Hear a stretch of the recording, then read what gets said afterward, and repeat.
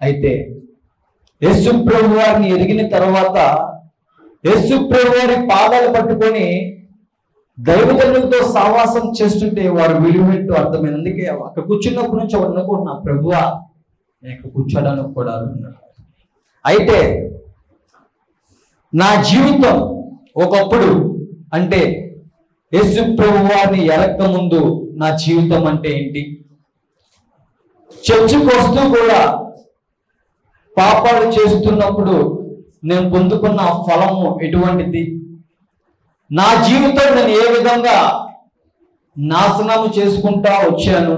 అయితే ఇప్పుడు నా బ్రతుకు ఏ విధముగా ఉందో ప్రతి మాట మీతో చెప్పాలని ఆశపడుతున్నాను. దేవుడు ఒక సాక్షిగా నిలబెట్టి పలు ప్రాంతాలు వాడుకున్నారు. నేను ఎందుకు ఈ మాటలు పలుకుతుందంటే, ప్రియ మనిషి, నేను చేసిన పొరపాటు మీరు చేయకూడదని, నేను కోల్పోయిన దేవుని ఆనందము మీరు కోల్పోకూడదనే ఈ మాటలను ప్రకటిస్తాను. నా యొక్క జీవితం ఒక కథ రూపంలో మీకు చెప్తా ఉంటాను. ఎవరి బుర్రలు తినేను. అయితే నా పేరు బంగారు సాయి కుమార్. నా తల్లిదండ్రుల పేరు బంగారు అప్పారావు, బంగారు లక్ష్మి. ఎంతమంది మీ హృదయాలు అనుకుంటున్నారు? పోస్టర్లో చూస్తే మధ్యలో ఫేస్ ఒకలా ఉంది, ఇక్కడికి వచ్చాకేంటి తేడాగా ఉంది అని ఎవరో అనుకుంటున్నారా హృదయాల్లో? నిజమే. ఒకప్పుడు ఆ ఆలోచన ఉండేది. ఏ విధముగా అంటే, ఎన్ని తప్పులు చేసినా సరే నన్ను ఎవ్వరు చూడరు, పట్టుకోలేరు, నేను ఏదైనా చేసేయచ్చు అనే ఒక అహంకారం, గర్వంతో ఉన్న మనసు. కానీ ఇప్పుడు బాధపడుతున్న ఆ విషయంలో. ఎందుకంటే ఎవరు నమ్మట్లేదు. ఒక డౌట్ఫుల్ ఫేస్తో ఎలా చూస్తున్నారు నా వైపు, వీడా కాదా? నేనే. నా బాడీ మీద ఉన్న టాటూస్ కూడా మీకు చూపిస్తాను. అయితే నేను ఇంకా ముందుకు వెళ్ళిపోతూ ఉంటాను. మాది విజయవాడ ప్రాంతము. మా తల్లిదండ్రులు ఎంతో కష్టపడి పని చేసుకుంటూ మా కుటుంబాన్ని పోషిస్తూ ఉండేవారు. ప్రతి కుటుంబంలో ఉండే గారాబము ఏ విధముగా అయితే ఉంటుందో వారి వారి పిల్లల మీద, మా యొక్క కుటుంబంలో కూడా మా తల్లిదండ్రులు నన్ను గారాబంగా పెంచుతా వచ్చారు. నా తల్లిదండ్రులు చేసిన పొరపాటు ఏంటంటే గారాబం. నేను ఎందుకు ఈ మాటలు చెప్తున్నానంటే, ఇక్కడ ఎంతో మంది తల్లులు ఉన్నారు. నా తల్లిదండ్రులు చేసిన పొరపాటు మీరు చేయకూడదని చెప్తున్నాను. బాగా నడవలసిన తోవలో నా తల్లిదండ్రులు నన్ను నడిపించలేదు. గారాబం అనే విత్తనం వేస్తారు. అయితే ఆ విత్తనానికి ఎటువంటి పంట కోసారో నా ముందున్న మాటల్లో మీకు అర్థమవుతూ ఉంటుంది. ఇక్కడున్న ఆ యొక్క ప్రొజెక్టుల్లో నా పూర్వం నేను ఏ విధంగా ఉన్నానో ప్రతిదీ మీకు అక్కడ కనిపిస్తూ ఉంటుంది. ఎవరో కన్ఫ్యూజ్ అవ్వమాకండి దయచేసి. చిన్న ప్రార్థన చేసుకుందాం. మహాదేవుడా, మహోన్నతుడా, సర్వాధిపతి, మీ నామానికి వేలాది వందనములు తండ్రి. ఈ సమయంలో నాయన అయా మరి ప్రాంతాలు నడిపించిన విధానమును బట్టి మీ నామానికి స్తోత్రాలు తండ్రి. ఇంకా మమ్మల్ని అందరినీ సజీవులకు ఉంచిన దేవా, మీ నామానికి వందనములు తండ్రి. అయ్యా మా జ్ఞానంతో కాక, మా ఆలోచనలతో కాక తండ్రి నాయన నీ యొక్క ఆత్మతో నడిపించమని కోరుచున్నాము తండ్రి. మీ సిలువు చాటును మరుగుపరుచుకొని అయా మా నోటిని మీ బోధగా వాడుకుంటారని మనస్ఫూర్తి కోరుతూ, ప్రతి ఒక్కరికి వినగల చెవులు, గ్రహించగలే మనసు, మరి ముఖ్యంగా మారు మనసు నాయన పశ్చాత్తాప హృదయాలు దయచేసి దర్శిస్తారని మనస్ఫూర్తి కోరుతూ యేసు నామంలో అడిగి వేడుకుంటున్నాం నా పరమ తండ్రి, ఆమేన్. Thank you Jesus. అయితే నా తల్లిదండ్రులు చేసిన పొరపాటు ఏంటంటే గారాబము. చాలా ముద్దుగా చూసుకుంటా, చాలా ప్రేమతో చూసుకుంటా ఉండేవారు. అలా జరుగుతూ ఉండగా వారు ఎటువంటి చదువుకోవాలి. నా తల్లిదండ్రులు వారికి తెలిసిందల్లా కష్టపడి పని చేసుకోవడం, వారి యొక్క కుటుంబాన్ని అంటే మమ్మల్ని పోషించడం. నాకంటే ముందుగా 2 ఆడపిల్లలు. వారి పేర్లు దుర్గాదేవి, సత్యవతి. ఎందుకు ఈ పేర్లు చెప్తున్నానంటే, మా యొక్క కుటుంబ పరిస్థితి ఎటువంటిదంటే, మేము అన్యజనులం. అన్యజనులం అంటే సత్యము ఎరగని వారం, విగ్రహారాధికులు అన్నమాట. ఆ విధమైన భక్తిలో మేము ఉంటా ఉండేవారు. అయితే నా వయసు, నా చిన్న వయసు నుంచే నా యొక్క అడుగులు చెడు వేరే వెళ్తా వచ్చాయి. ఎందు నిమిత్తం అంటే సినిమాలు. నా యొక్క జీవితంలో బాల్యంలో టీవీ టీవీకి బాగా ఎడిక్ట్ అయిపోతా ఉండేవాడిని నేను చిన్న వయసు నుంచే. టీవీలో ఉండే ఆ సినిమాలు చూస్తూ అవి నా జీవితంలో అప్లై చేసుకోవడం మొదలు పెడతా ఉన్నాను. ఇప్పుడైతే ఈ జనరేషన్ లో అయితే అపవాది వాడే యంత్రం చిన్నపిల్లల చేతిలో ఫోన్లు కాబట్టి, ఆనాడు నా వయసులో టీవీ ఆ సినిమాల్లో నేను ఒకటి చూశాను. ఏంటంటే మోసము. నేను ఎంటర్టైన్మెంట్ టైం పాస్ అనుకున్న సినిమాలు అందులో నాకు చెడు మార్గమే ఎక్కువ ప్రేరేపిస్తా వచ్చే కానీ మంచి వైపు వెళ్ళలా. అయితే ఆ సినిమాను చూస్తున్నప్పుడు ఒక అబ్బాయి ఒక అమ్మాయిని ప్రేమిస్తున్నాడు. ప్రేమ చూశాను ఆ సినిమాలో నేను. ప్రేమ అనే మాటకి అర్థం తెలియని వయసులో నేను కూడా ఒక అమ్మాయిని ప్రేమించడం మొదలు పెట్టాను స్కూల్ డేస్ లో. ఆ స్కూల్ డేస్ లో ఏం జరుగుతూ వచ్చిందంటే ఆమె అన్నారు, నువ్వంటే నాకు ఇష్టం లేదు, ఐ హేట్ యు. ఇంకా ఆ మాట వినగానే నాకు ఏదో అయిపోయింది. ఇంకా అక్కడితో నా జీవితం అయిపోయినట్టు ఒక రకమైన డిప్రెషన్ లో అనమాట. ఆ వయసులోనే 10th క్లాస్ చదువుతున్నాను నేను అప్పుడు. డిప్రెషన్. ఎందుకంటే ఆ ప్రేమ చూసేసి ఆ ప్రేమ విఫలమైపోతే ఒక ప్రేమికుడు ఏం చేస్తాడు? నెమ్మది సమాధానం లేక మత్తు పదార్థాల వైపు ఏ విధంగా అయితే అడుగు పెడతా ఉంటాడో నేను కూడా ఆ విధమైన మార్గంలోకి వెళ్తా ఉన్నాను. అంటే చెడు మార్గానికి. ఎందుకు? ఆ యొక్క ప్రేమికుడికి నెమ్మది సమాధానం దొరుకుతుందని ఏ విధంగా అయితే ఆ రీల్లో చూపిస్తారో నేను రియాలిటీగా నా జీవితంలో జరిగిస్తున్నాను. ఆ మత్తు ఏంటంటే గంజాయి.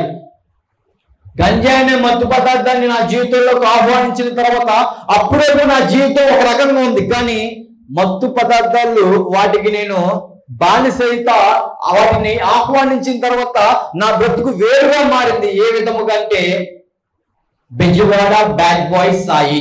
మేము విజయవాడ కాబట్టి బెజవాడ అని పిలవడం బాగా అలవాటు. Bad boy Sai. Bad boy Sai అంటే అక్క చెడ్డ అబ్బాయి. ఇంకా ఆ సినిమాలో చూసిన చెడుతనాన్ని మొత్తం ఆ విలన్ ఏ విధంగా ఎత్తుంటారో క్రూరంగా ఆ విధంగా నా అవతారాన్ని మార్చుకుంటా వచ్చాను. ఏ విధముగా అంటే ఆడవారి వల్లే జుట్టులు పెంచి ఇంకా ఈ లోకంలో డాంబికంగా జీవించాలి, నా ఇష్టము, మై లైఫ్ మై రూల్స్ అనే విధముగా మూర్ఖంగా జీవించడం ప్రారంభిస్తూ మంచి వైపు వెళ్లకుండా చెడు వైపే నా అడుగులు వెళ్తా వచ్చాయి. ఆ మూర్ఖత్వం ఏ విధంగా మారుస్తూ వచ్చిందంటే నన్ను ఈ యొక్క విజయవాడ ప్రాంతంలో ఒక పేరు మోసిన డ్రగ్గిస్ట్ గా మారుస్తూ వచ్చింది. కారణము అపవాది ఉపయోగించిన మరొక యంత్రం సోషల్ మీడియా, ఫేస్బుక్, ఇన్స్టాగ్రామ్.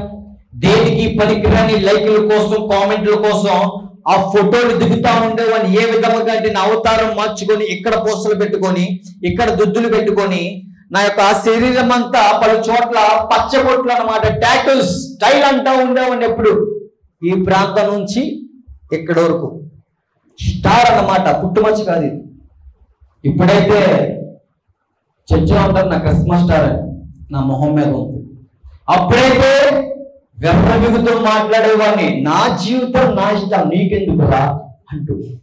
మా బంధువులు అయితే ఎంతో మంచి చెప్తా ఉన్నారు, అరే ఎందుకు నీ శరీరం ఇలా పాడు చేసుకుంటావు, ఎందుకు నీ బ్రతుకు ఇలా పాడు చేసుకుంటావు. నేను అనే మాట ఏంటో తెలుసా? అన్నం పెట్టి మా అమ్మ నాన్న ఒక మాట అన్నారా నన్ను, నువ్వెవరు నన్నుకి అని పెద్ద చిన్న లేకుండా ప్రతి ఒక్కరికి ఈ నోటితోనే సమాధానం. పచ్చి బూతులు అన్నమాట. నోరు తెరిస్తే పచ్చి బూతులు తప్ప ఏముండేవి కావు. నాతో మాట్లాడడానికి కూడా ఎవరు ఇష్టపడేవారు కాదు. నేను ఇదే అనేవాడిని, ఎవ్వరు నాతో మాట్లాడమాకండి, ఎవ్వరు నాతో మాట్లాడమాకండి, మీ యొక్క ఆప్యాయతలు నాకు అక్కర్లా, నా ఇష్టం అనే ఆ మత్తులో మనుషులు చూస్తున్న ప్రేమని గ్రహించక ఇష్టం వచ్చినట్టుగా వారిని దూషిస్తూ ఉండేవాడిని. అరే మరి నా తల్లిదండ్రులు ఎంతో ప్రేమించి ఎంతో గారాబం చేసి ఆ విత్తనం విత్తారు కదా, గారాబం అనే విత్తనం కోసేరు పంట. ఆ పంట పేరు ఏంటంటే దుఃఖం, కన్నీళ్ళు.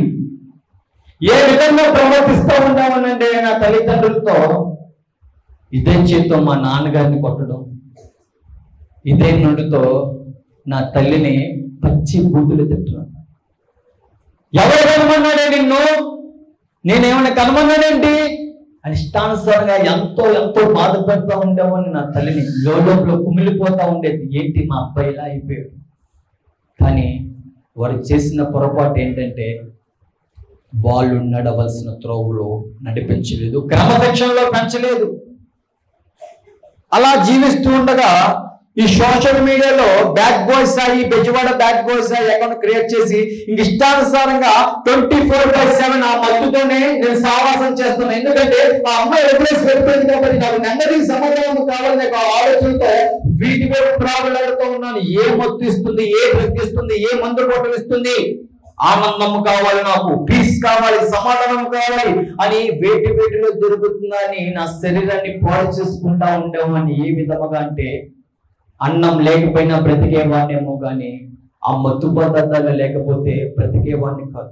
అన్నం భుజించినట్టు భుజిస్తూ ఉండేవాడిని. ఎప్పుడు వాడుకోలే సహవాసం అవే నాకు నెమ్మది సమాధానం ఇస్తున్నాక అజ్ఞానంలో బ్రతుకుతూ నా శరీరాన్ని కోల్పోతూ ఉండేవాడు అన్నమాట. మొత్తానికి ఒక పేరు వచ్చింది. Bad boy Sai is equal to గంజాయి, గంజాయి is equal to bad boy Sai అన్న. ఎక్కడికి వెళ్ళినా సరే సాయన్న సాయన్న అంటున్నారు. ఎక్కడికి వెళ్ళినా సరే సెల్ఫీలు దిగుతుంటే డాంబికంగా పొంగిపోతున్నా నాకేంటి. కానీ నన్ను కన్న నా తల్లిదండ్రులు నేను గ్రహించట్లా. నన్ను కన్న నా తల్లిదండ్రులు తిన్నారా లేదని గ్రహించట్లేదు. ఎందుకంటే ఎక్కువ సావాసం నా స్నేహితులతోనే గడుపుతున్నాను. నేను నా తల్లిదండ్రులు పట్టించుకోవాలి.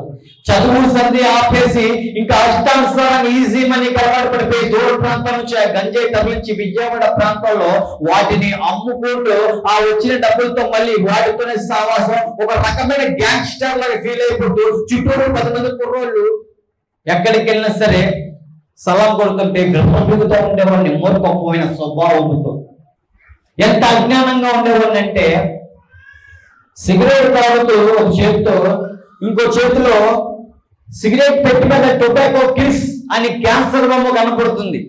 ఎంత అజ్ఞానంగా అంటే నా చుట్టూరున్న నా స్నేహితుడికి ఈ విధముగా అంటా ఉండేవాడిని సిగరెట్ తాగుతూ, రే నీ మూతి తెలియపోతుందిరా, ఇంకో చూడు నీ మూతి తెలియపోతుందని ఎక్కిస్తున్నానే. ఎంత అజ్ఞానం అంటే తాగే నా మూతి అలా అవరా అనే గ్రహింపలేదు. ఎందుకంటే అటువంటి గుడ్డితనంలో చీకటి బంధకాల్లో కూరుకుపోయి ఉన్నాను నేను. అదే జీవితం, అదే ఆనందం అనుకుంటూ ఇంకా ఇంకా ఇంకా ఇతరుల్ని బాధ పెడుతూ ఉండేవాడిని. ఈ క్రమంలో ఆ యొక్క అలవాట్లు నేను తీసుకుంటూ యవ్వన స్త్రీలకి అలవాటు చేసి ఆ యొక్క మత్తు అలవాట్లు వారి యొక్క శరీరాలతో చేరని పాపాలు, జారత్వం అందులో కూరుకుపోతా ఉండేవాడిని. అవి సరిపోతా వ్యభిచార వ్యవహారం తిరుగుతూ అక్కడ ఆనందం దొరుకుతుంది. ఒక శరీర కోరిక తెచ్చుకొని ఆ కాసేపు ఆనందాలకి నా శరీరాన్ని పాడు చేసుకుంటున్నా. యవ్వన ప్రాయంలో దేవుని చేతుల్లో నేను బాణమ్మగా లేకుండా అపవాది చేతుల్లో బలహీనుడుగా ఉంటూ నేను బలవంతుని నేను ఫీల్ అయిపోతా ఉండేవాడిని. కానీ హృదయానికి నెమ్మది లేదు, సమాధానం లేదు. నేను చేసే ఇల్లీగల్ బిజినెస్ మగ్గింగ్ వల్ల పోలీసులు కళ్ళల్లో పడుతూ వచ్చాను. ప్రతి పోలీస్ స్టేషన్ మీద ఎక్కేసాను. నేనైతే గొప్పలు చెప్పుకోవడానికి రాలేదు, కానీ ఎటువంటి స్థితి నుంచి దేవుడు ఏ విధంగా మార్చారో, దేవుడి యొక్క శక్తి, ఆయన ఎంత గొప్పవాడో, ఆయన నామానికి ఎంత శక్తి ఉందో మీరు తెలుసుకుంటారనే ఆశతోనే ఆ మాటలు నేను ప్రకటిస్తున్నాను. అలా ఉంటూ ఉండగా పోలీసు వారు ఎంతో కొట్టారు. దెబ్బ పడేపోతే మూర్ఖత్వం పెరుగుతుంది, కానీ అలవాట్లు మానుకోట్ల, ఆలోచన మారుకోట్ల, ఇంకా నా తల్లిదండ్రుల యొక్క ప్రేమ గ్రహించట్లా. Friends friends friends forever. ఏ గొడవ పడితే ఆ గొడవకి బ్లేడ్తో సావాసం చేస్తూ నా యొక్క స్నేహితులు పోలీస్ స్టేషన్లో పలు కేసులు ఉంటాయి కదా, గ్యాంగ్స్టర్స్, రౌడీ షీటర్లు, బ్లేడ్ బ్యాచ్, ఇంకా దారి దోపిడీ చేసేవాళ్ళు, ఇంకా మర్డర్ చేసేవాళ్ళు, ఇటువంటి వారితోనే నా సావాసం ఎక్కువ ఉంటా ఉండేది. నేను కూడా అదే బాబతులు ఉంటా ఉండేవాడిని. అటువంటి జీవితం, అటువంటి దుర్గతమైన జీవితం అన్నమాట. నా చేతిని కోసుకుంటూ ఆ బ్లడ్ చూసి పైశాచికమైన ఆనందం ఎదుటి వారిని బాధ పెడుతూ నేను ఆనందపడే ఆ పైశాచికమైన ఆనందం. ఎంత పొరపాటు చేసేవాడంటే ఒక ముసలి వ్యక్తి పెద్ద అయిన సైకిల్ తొక్కుకుంటూ అవుతుంటే బండి మీద వెళ్తూ ఇదే కాలుతో వారిని తన్ని వారిని పడిపోతూ ఉంటే ఆనందించే మూర్ఖపోయిన హృదయము నాది. ఒక యవ్వన స్త్రీ రోడ్డు మీద నడుచుకుంటూ వెళ్తుంటే వెనకమాల వెళ్ళి వాళ్ళ బాడీ పార్ట్స్ మీద కొట్టి వారు బాధపడతా ఉంటే ఆనందే మూర్ఖమైన హృదయం. రాజకీయ నాయకులతో తిరుగుతూ ఇష్టానుసారంగా నా యొక్క శరీరాన్ని, నా యొక్క బలాన్ని పోగొట్టుకుంటా వచ్చాను. దేవుని చేతిలో మాత్రం లేను. కానీ ఆయన యొక్క కాపుదల నా వెన్నంటే ఉంది, నాకు గ్రహింపలేదు. ఎందుకంటే ఆ యొక్క చీకటిని నేను ఎక్కువ ప్రేమిస్తున్నాను, ఆ యొక్క చీకటి కార్యక్రమాన్ని నేను ఎక్కువ ఆహ్వానిస్తున్నాను అన్నమాట నా జీవితంలో. అయితే మేము అన్ని చేయడం చెప్పాను కదా, మా తల్లిదండ్రులు బహుబలంగా పూజలు పురస్కారాలు బహుబలంగా చేస్తూ వచ్చారు. నేను మారిపోవాలని ఎన్నెన్నో పూజలు పురస్కారాలు, నేను మారిపోవాలని తాయెత్తులు ఎన్నెన్నో చేశారు, కానీ ఎటువంటి ఉపయోగం లేదు. అటువంటి పరిస్థితి. మాల వేస్తారు కదా, దీక్షమాల, నేను కూడా వేస్తూ ఉండేవాడు. రేపు మాల వేసి వస్తే ఈ రోజు ఎక్కువ తాగేసేయడం, 43 రోజులు దీక్ష అయిపోయిన తర్వాత 44వ రోజు బార్ షాప్ లో ఉండడం, ఇటువంటివైన ఆలోచన అన్నమాట. ఇలా ఉంటే నువ్వు కరెక్ట్ గా వస్తాయి. విజయవాడ వదిలేసి వైజాగ్ ప్రాంతానికి వెళ్ళు, అక్కడ అమ్మమ్మ వాళ్ళ ఇంటికాడ ఉండరా అని మా అమ్మ బాధపడతా ఉండేది. ఎక్కడ తలెత్తుకోలేకపోతున్నాయి నీ వల్ల. ఏంటి మీ అబ్బాయి వాడుకునేది వాడి డ్రెస్సింగ్ స్టైల్ ఏంటి? నిజంగా డ్రెస్సింగ్ స్టైల్ ఏ విధంగా ఉండేదంటే, అడుక్కునే వారికి కూడా వేసుకునే బట్టలకి అన్ని బొక్కలు ఉండవు, కానీ నేను వేసుకునే ప్యాంటుకి మాత్రం ఎదరా వెనకాల అన్ని బొక్కలే. ఏమంటే స్టైల్ అంట. ఎంతో మంది నన్ను చూసి నవ్వుకున్నా సరే పట్టించుకునేవాడిని కాదు. నా ఇష్టం అనే మోడపోయిన ఆలోచనతో నేను ఉంటా ఉంటాను. అలా ఉంటుండగా నేను వైజాగ్ వచ్చాను. వైజాగ్ అప్పుడు నాకు ఒకటి జరిగింది. నా యొక్క శరీరం బలహీన పడతా వచ్చింది, నోట్లోంచి బ్లడ్ పడతా వచ్చింది. ఎందుకంటే ఎక్కువ ఆ దర్శనాలతో నేను సావాసం చేస్తూ ఉన్నాను. ఈ యొక్క 2 ఊపిరితిత్తులు ఏ విధంగా ఉన్నాయంటే 2 మసిబొక్కుల్లా కనపడుతున్నాయి స్కాన్ చేయించుకుంటే. అయినా సరే ఆ మత్తు నేను వదలలేదు. చస్తే చచ్చేలే, ఎప్పుడో ఒకటి చచ్చేదే కదా, లైఫ్ ఎంజాయ్ చేయాలి అనుకుంటా గర్వంగా ఉంది. అక్రమంగా డబ్బు సంపాదించడం, కష్టపడేది లేదు. ఒకవేళ పనికి వెళ్ళినా సరే కొద్ది రోజులు మట్టుకే ఆ పని, మళ్ళీ యథావిధి అక్రమంగా సంపాదించినవి. ఇంట్లోంచి రూపాయి లేకుండా బయటకు వచ్చామని మళ్ళీ తిరిగి ఇంటికి వెళ్ళేటప్పుడు మాత్రం జేబులో డబ్బులు ఉండవు. ఎక్కడివి? ఇతరులని బాధ పెట్టి వారి దగ్గర తీసుకుని అటువంటి బ్రతుకున అలా జీవిస్తూ ఉండగా వైజాగ్ వెళ్ళిన తర్వాత అక్కడ నా స్నేహితుడు సూర్య, తను నేను ఇష్టానుసారంగా తాగాము, తందనాడాను, డాన్సులు ఆడాము, అన్ని చేసాము. ఆ డాన్స్ కూడా విచిత్రంగా అనమాట. 2 ప్లేట్లు తింటా, కొరుకుతా, అటువంటి డాన్సులు. అలా జీవిస్తూ ఉండగా ఒకరోజు నా స్నేహితుడు సూర్య నిజమైన దేవుడు యేసుప్రభువు వారు తెలుసుకుని నా దగ్గరికి వచ్చాడు. తిమోతిగా మారి తన బ్రతుకును మార్చుకొని, మారు మనసు పొందుకొని, పశ్చాత్తాపం పొందుకొని దేవుని మార్గంలో నడుస్తూ నా దగ్గరికి వచ్చి అంటున్న మాటలు ఏంటంటే, సాయి, సత్యం తెలుసుకున్నా, నా బ్రతుకు బాగుపడింది, నా జీవితం మారింది, నీ యొక్క శరీరం ఎందుకు అలా పాడు చేస్తుంటావు, ఒక్క అవకాశం రా, నాతో పాటు దేవుని మందిరానికి రారా, నీ బ్రతుకు బాగుపడింది, దేవుడు నిన్ను బాగు చేస్తాడు సాయి అంటా ఉన్నాడు. నేను చెప్పిన సమాధానం ఏంటంటే తనతో, రే, నేను ఎవరిని పూజిస్తానో తెలుసుగా నీకు, నేను ఎవరిని ఆరాధిస్తానో తెలుసుగా నీకు, సోమవారం వస్తే ఎక్కడికి వెళ్తానో తెలుసుగా నీకు, శివరాత్రి వస్తే ఏ విధంగా మారుతానో తెలుసుగా నీకు, చూసావుగా నా యొక్క మెడ మీద పచ్చబొట్టు, నా పొట్ట మీద పచ్చబొట్టు చూసావుగా ఏ విధంగా ఏ ఉందో, ఆలోచించావా ఏ రకం ఉందో, నువ్వేంటో నాకు చెబుతున్నావు. హల్లెలూయా బ్యాచ్గా ఈ విధమైన బదిలిస్తా ఉండేవాడిని నేను నా స్నేహితునికి. క్రైస్తవం అంటే ఒక మత మార్పుడు ఒక అపోహలో ఉండిపోతూ ఉండేవాడిని. క్రైస్తవం అంటే ఒక మత మార్పుడు, క్రైస్తవం అంటే మన దేవుళ్ళు కాదు, మాకు బోల్డ్ మంది ఉన్నారు, ఒక ఆలోచనతో ఉండిపోతా ఉండేవాడిని నేను. అబద్ధ బోధకులు చూసి, వారు చేసే సూచక్రియలు చూసేసి, అమ్మ బయట నుంచి వచ్చే డబ్బులతో అందరూ చేస్తున్న మామూలు కాదు అని నెగిటివ్ స్టేట్మెంట్ చేసేసాను నేను. వాస్తవాలు రాలా, నిజంలో రాలా, ఎవరో చెప్పారు మతమార్పుడని అదే నిజం, ఇదంతా అంతే అనక ఇదిలో ఉండిపోయాను. క్రైస్తవ్యాన్ని దూషించడమే నా పని. సోమవారం వస్తే శివాలయానికి వెళ్ళాలి, నోటి పెడితే పక్క ఆ మాట రావాలా, శివ శివ. తుమ్ముతారని ఎవరు అంటారు? హజ్ అమ్మ అంటారు క్యాజువల్ గా. నేను అనే మాట ఏంటంటే హజ్ శివ, శివనామ స్మరణమే. అటువంటి భక్తి ఒక అగోళ ఏ విధంగా అయితే ఉంటాడో ఆ విధంగా కింద నుంచి మేము అద్భుతం రాసేసుకొని అటువంటి ఫోటోలు దిగుతూ పెడతా ఉండేవాడిని అనమాట ఈ సోషల్ మీడియాలో. అన్నా క్యాట్ అన్నా అన్నా సూపర్ అన్నా, దేనికి పనికిరాని లైఫ్ల కోసం పొంగిపోతూ ఉండేవాడిని ఆ మాటలకి. అటువంటి జీవితం. కానీ నా స్నేహితులు మాత్రం ఒక్క అవకాశం సార్, నీ బ్రతుకు మారిస్తే ఒక్క అవకాశం. మరి చూసుకొని చెప్తున్నారు ఏ విధముగా ఏమని, నీతో పాటు తిరిగినాడేగా, నీతో పాటు చేసినాడేగా, నీతో పాటు అన్ని చేస్తున్నాడుగా, వాడు బ్రతుకు చూడు ఏ విధంగా ఉందో. ఎందుకు సాయి నీ బ్రతుకు అలా పాటు చేసుకుంటావు? మాకు మనశ్శాంతి లేదంగా, మా జీవితం ఎంతనా? నేనే మాట ఎవరు కమ్మన్నారు మిమ్మల్ని? నేను అడిగేదేంటి? ఆ మాటలు ఎంతో బాధ పెడతా ఉండేవి నా తల్లిదండ్రులకి.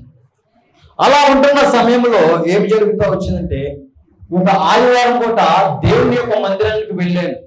ఇటుపక్క నుంచి వీళ్ళు వెళ్ళు అని, ఇటుపక్క నుంచి నా స్నేహితుడు వెళ్ళు రా అని. ఒక ఆదివారం పూట ఏ విధముగా దేవుని యొక్క సన్నిధికి వెళ్ళానంటే, మొత్తం చింపుకొని బట్టలు, ఇక్కడ పోసలు, ఇంత జుట్టేసుకుని వెళ్ళి దైవజనుల ముందు కూర్చున్నాను. ఆ దినమున ఆయన అన్న మాటలు, బాబు నీ కోసం ప్రార్థన చేస్తున్నావు నాన్న, ఎందుకు నీ శరీరం వెళ్ళపాటు చేసుకుంటావు? నీ స్నేహితుడు చెప్పాడు తిమోతి, మాటకి నీ కోసం ప్రార్థన చేస్తున్నావు, నీ జీవితంలో నువ్వు పాడైపోతావు అని చెప్తుంటే, ఇదే నోటితో పచ్చి బూతులు తిట్టానన్నమాట వారిని. అటువంటి గొప్ప దైవజనులని వారి విలువ తెలియక దేవుని సన్నిధికి ఏ విధముగా రావాలి, వణుకుతూ రావాలని లేఖనాన్ని చెప్తుంటే నేను విర్రవీగుతూ వచ్చి ఆడ కూర్చున్నాను. దేవుని విలువ తెలియక, దేవుని గురించి తెలియక, దేవుని ప్రేమ ఎరగక, ఒక అపోహలో చెప్పాను కదా, మత మార్పిడి, ఈ విధమైన ఆలోచనలో ఉంటూ ఉండగా కొద్ది రోజుల పాటు దేవుని సన్నిధికి వెళ్ళడం ప్రారంభించాను. ఏ విధముగా అంటే, ఏదో వెళ్ళాలి కాబట్టి వెళ్ళాలి, ఏదో రమ్మన్నారు కాబట్టి రావాలి. అంటే ఒక నామకార్థ క్రైస్తవుడు ఏ విధంగా అయితే వస్తాడో ఆ విధంగా నేను కూడా వస్తున్నాను. ప్రతి ఆదివారం పూట వస్తున్నాను, చక్కగా చప్పట్లు కొడుతున్నారు, నేను కూడా కొడుతున్నాను. వారి పాటలు పాడుతుంటే నేను కూడా పెదవులతో స్తుతిస్తున్నాను, కానీ హృదయపూర్వకంగా స్తుతించట్లేదు. నేను అయ్యగారు దేవుడి యొక్క మాటలు, నిత్య జీవపు మాటలు, మారు మనసు కలిగే మాటలు చెప్తా ఉంటుంటే ఏ మాట వినకుండా ఈ చెవితో విన్నో, ఈ చెవితో ఇలా వదిలేయడం.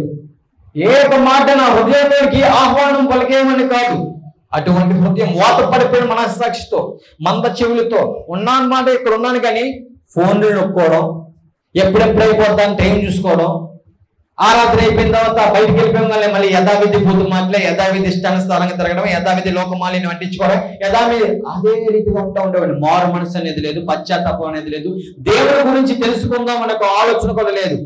ఉండేది ఒక మాట, అందరూ దేవుళ్ళు ఒకటేలే, అందులో ఈయన కూడా ఒకటేలే అని ఒక ఆలోచనతో ఉండిపోతూ ఉండేవాడిని. ఆ దినమున ఏం జరుగుతూ వచ్చిందంటే, ఒక ఆదివారం పూట ఎక్కడికైనా సరే చాలా మంది స్నేహితులు ఉంటా ఉండేవారు నాకు. చెడుకు మాత్రం చాలా మంది అవుతారు, కానీ అరే చర్చికి వెళ్దాం రారండి ఒకరు రారు. ఈ రోజైతే విజయవాడ ప్రాంతం నుంచి మీ కొరకు నేను బండి వేసుకుని వచ్చేసాను ఇక్కడికి, సమయం లేదని, టైం అయిపోతుందని. ఇది కేవలం దేవుడి యొక్క మహాకృప నేను నమ్ముతాను. ఎందుకంటే నా స్కిల్ అని ఫీల్ అయిపోతూ ఉండేవాడిని ఒకప్పుడు బైక్ రైడింగ్ లో, కానీ నేను ఇంకా సజీవ లెక్కలు ఉన్నంటే ఆయన కృప. అయితే అలా ఉండేగా అప్పుడు ఏం జరుగుతూ వచ్చిందంటే, ఎప్పుడు ఆనాడు మందిరంకి వచ్చి మందిరం నుంచి మధ్యలోంచి బయటికి వెళ్ళిపోయాడు. ఎక్కడికి? చెడు మార్గానికి. నా యొక్క స్నేహితులతో ఎక్కడికి వెళ్ళాను? మత్తు పదార్థాలు సేవించడానికి, జీవపు మాటలు, నిత్య జీవపు మాటలను విడిచేసి అలా బయటికి పోయాను. ఆ రోజు జరిగిన సంఘటన ఏంటంటే, ఏజెన్సీ ప్రాంతం కారు తీసుకున్నారు. మా కుటుంబం ఎలాంటిదంటే రెక్కాడితే కానీ డొక్కాడిన కుటుంబం. మా అమ్మగారు పాచి పనులు చేసుకుంటూ ఉంటారు, మా నాన్నగారు ఒక తోటమాలి. అంత కష్టపడి నన్ను చదివించిన వేలకు వేల ఫీజులు కలుగుతూ ఉండేవారు, కానీ నేను వారిని మోసపు చేసి ఆ స్కూల్ ఎక్కొట్టేసి రోడ్లంటే తిరుగుతూ ఉండేవాడిని. అటువంటి మూర్ఖపోయిన మనిషిని నేను అప్పుడు. ఆ రోజు జరిగిన సంఘటన ఏంటంటే, ఏజెన్సీ ప్రాంతంలో వెళ్తున్నాం, కారు ఒకేసారి బోల్తా పడిపోయింది.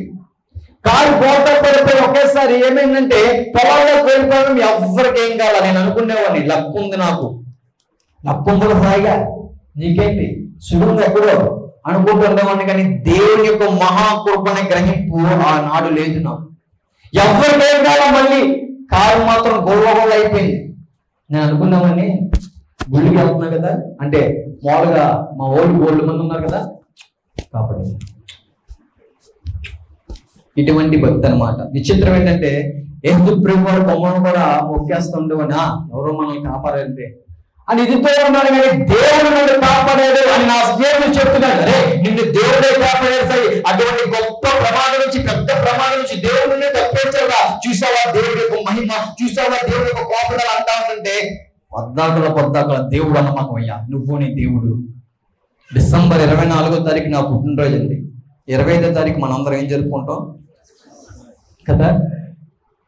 ఎంత దూషించామనంటే 25వ తారీఖు మీ దేవుడు పుట్టాడా, 24వ తారీఖు నేను పుట్టాక 25 మీ దేవుడు పుట్టాడు అనే విధముగా యేసు ప్రభువుని బాధపడే మాటలు మాట్లాడుతూ ఇదే నోటితో దైవ దూషణ చేస్తూ ఉండేవాడిని. ఎందుకు? మత మార్పిడి వెనక భ్రమలో ఉండిపోయాను నేను. అలా జీవిస్తూ ఉండగా మరొక అమ్మాయి పరిచయమైంది నాకు. ఆ మాటలు ఉంటాయి దేవుని లేఖనాల్లో. పరాయి వారి యొక్క భార్యని ఆశిస్తే ఆ మార్గము నాశనానికే దారి తీస్తుంది. పాపము చేసేటప్పుడు చాలా బాగుండేది, కానీ ఆ పాపానికి ఫలము తినేటప్పుడు ఉంటుందండి నరకం కంటే ఇంకా విపరీతంగా ఉంటుంది. అయితే అలా నేను నాశనమైన మార్గంలో పెరుగుతున్నాను. ఎందుకంటే ఆ అమ్మాయి ఎవరంటే పరాయి వాడి భార్యతో అక్రమ సంబంధం పెట్టుకొని ఇష్టానుసారంగా అక్కడ ధైర్యం దగ్గర వయసులో నాకంతా సెట్ అయిపోయింది దగ్గర, నాకంతా ఆల్రెడీ అయ్యా అని వారికి అబద్ధపు మాటలు చెప్పి అక్కడ నుంచి విజయవాడ ప్రాంతం వచ్చాను నేను. ఎక్కడ పాపము చేయడం, దైవజనం దగ్గర నటిస్తూ ఉండేవాడిని. ఏ విధంగా ఒక భక్తి పరుడుగా నేను ఈ విధంగా ఉంటున్నాను, కానీ ప్రధాన యాజకుడు నన్ను చూస్తున్నాననే గ్రహింపు లేని గుడ్డితనంలో బ్రతుకుతూ ఉండేవాడిని నేను. అటువంటి పరిస్థితి లేదు, అటువంటి పరిస్థితి. ఆ యొక్క జీవితం, ఆ నాశనకరమైన మార్గం ఏ విధంగా అంటే విజయవాడ వచ్చిన తర్వాత కొద్ది మట్టికి నేను ఏ విధంగా అంటే వైజాగ్లో ఓకే కొంచెం పర్వాలా, విజయవాడ ఎప్పుడైతే వచ్చానో మళ్ళీ విపరీతంగా మారిపోయి వచ్చాను. కానీ ఒక తీర్మానం చేస్తున్నాను, సొంత తీర్మానం ఏంటిది? స్నానం చేస్తేనే ప్రార్థన చేసుకోవాలి, లేకపోతే లేదు. విజయవాడ వచ్చి దేవుడి యొక్క మందిరానికి వెళ్ళేది లేదు, విజయవాడ వచ్చి దేవుడి మాటలు వినేది లేదు. సొంత మాట ఏంటి? స్నానం చేస్తేనే ప్రార్థన చేసుకోవాలి, లేకపోతే లేదు. అదే చేసామని మూర్ఖముగా స్నానం చేశాను, బైబిల్ ప్రేరేలు పట్టుకొని మోడ పెట్టేశాను.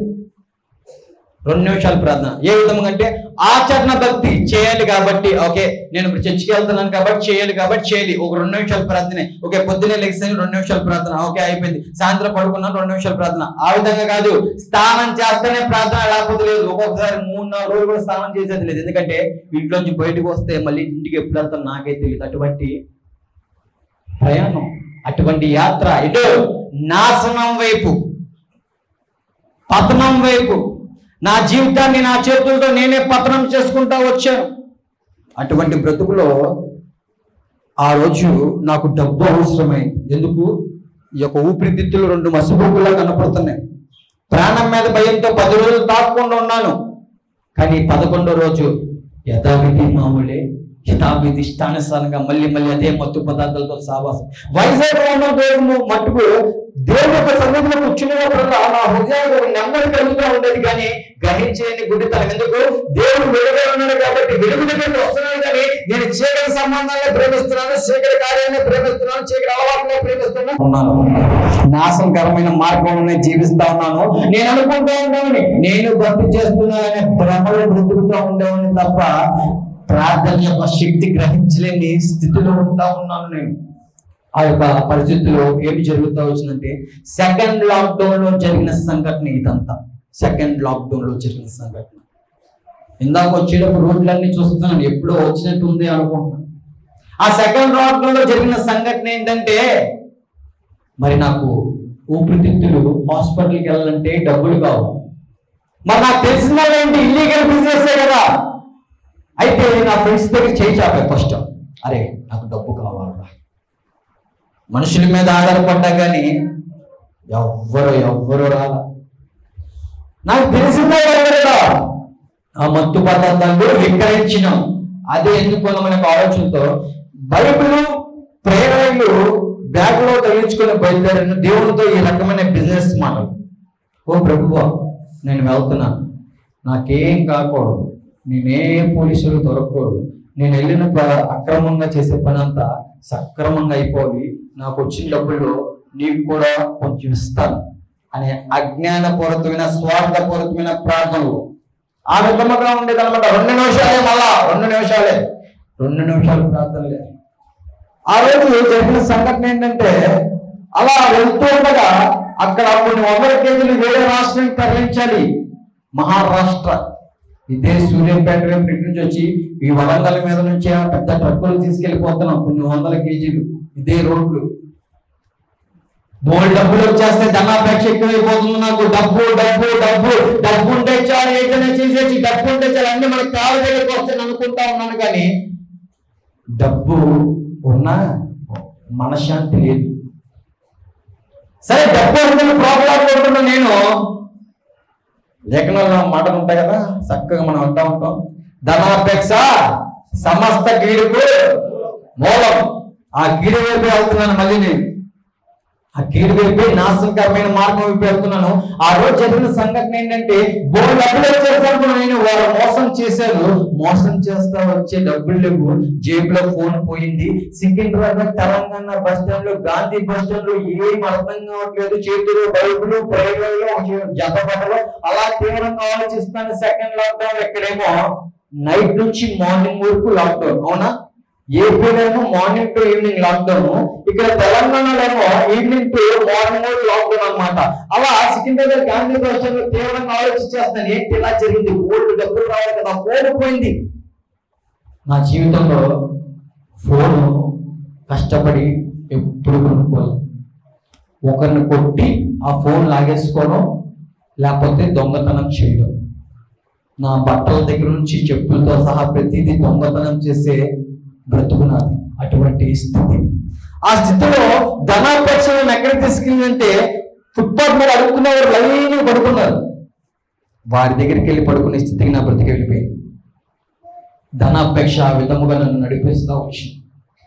గొప్ప చెప్పట్లేదు కానీ విజయవాడలో ఏ విధంగా ఉండేదంటే, అన్నా రాన్నా, ఏం తాగుతావునా, అన్నా 2 గంటలు తీసుకున్నా, అన్నా మంది తీసుకున్నా, అన్నా సిగరెట్, అన్నా ఏ విధమైన బ్రతుకున్నది.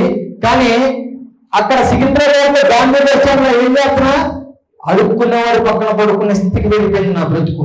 ఏం అర్థం కావట్లా.